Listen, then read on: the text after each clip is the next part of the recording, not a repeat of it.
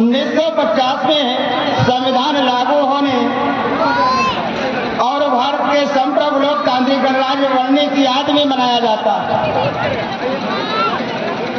और एक बात बताता चलूं, 26 नवंबर 1949 को संविधान सभा के द्वारा इसे अंगीकृत और स्वीकार कर लिया गया था, लेकिन संपूर्ण देश में 26 जनवरी 1950 को लागू किया गया। यह दिवस देश की स्वतंत्रता, एकता, विविधता और संवैधानिक मूल्यों का उत्सव है, जो हमें शहीदों के बलिदान और लोकतांत्रिक कर्तव्यों की याद दिलाता है। 26 जनवरी 1950 को संविधान लागू होने के बाद हम अपनी राष्ट्रीय नीति के निर्माता बने, जो देश को लोकतांत्रिक मूल्यों के साथ आगे बढ़ाता है। गणतंत्र का अर्थ जनता का, जनता द्वारा, जनता के लिए शासन है। ये बात अब्राहम लिंकन ने कही थी। हम लोग जानते हैं अब्राहम लिंकन अमेरिका के प्रेसिडेंट थे और उन्होंने अश्वेत लोगों के लिए अमेरिका में रंग भेद की जो नीति चल रही थी उस पर अंकुश लगाया था। भारत भूमि उपनिवेश के विधि विधान से मुक्त हुई और हमारा लोकतंत्रात्मक गणराज्य अस्तित्व में आया। हम सभी को अपने इस पावन पर्व पर और इस पावन पर्व को बड़े ही प्रेम पूर्वक उल्लास के साथ मनाना चाहिए। और सबसे बड़ी यदि हम बात कहें तो हम सभी की जो सबसे महान स्वतंत्रता होगी, वो जो भी हमारे सामने नन्हे मुन्ने छोटे मोटे भैया बैठे हैं, सभी शिक्षा को साथ लेकर आगे चले और आगे बढ़े।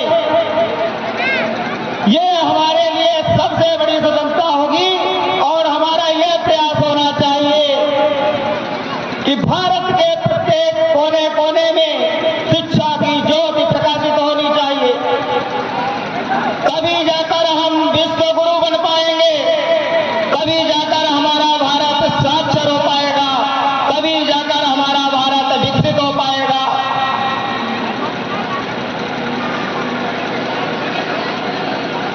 भारत को अगर आप समझना चाहें तो कश्मीर से लेकर कन्याकुमारी और गुजरात से लेकर अरुणाचल प्रदेश को यदि समझा जाए तब जाकर पता चलता है कि भारत क्या है। यदि कोई आगंतुक भारत में आ जाए, पंडित राजेंद्र प्रसाद ने कहा था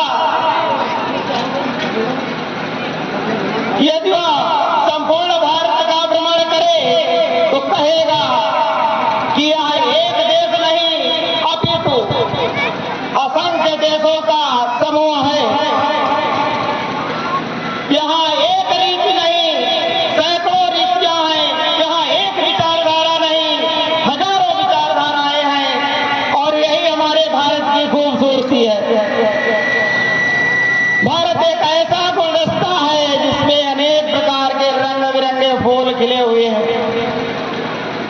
हिंदू, सिख, ईसाई, मुस्लिम, जैन, पारसी, यहूदी, अनेक प्रकार के धर्म और बड़े ही एकजुटता के साथ, बड़े ही प्रेम के साथ सभी मिलजुल कर रहते हैं और भारत के विकास की बात करते हैं। इसी के साथ मैं अपनी वाणी को विराम देना चाहूंगा। आप सभी को 77वें गणतंत्र दिवस की ढेर